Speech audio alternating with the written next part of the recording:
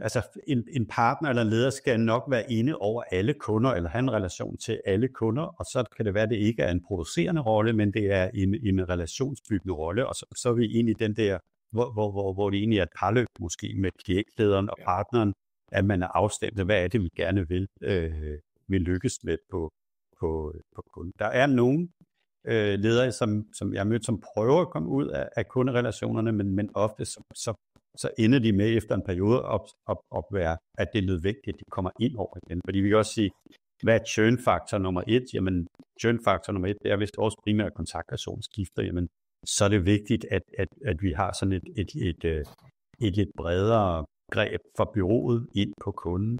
Og det kan være, at partneren har relationen til beslutningstageren, og klientlederen har den til den daglige. Vi kan også sige, at den churn-faktor nummer 2, det er, hvis klientlederen hos os på bureauet skifter, jamen så risikerer vi, at det er hele relationen, der skifter over til et andet bureau, eller lige pludselig ikke er der.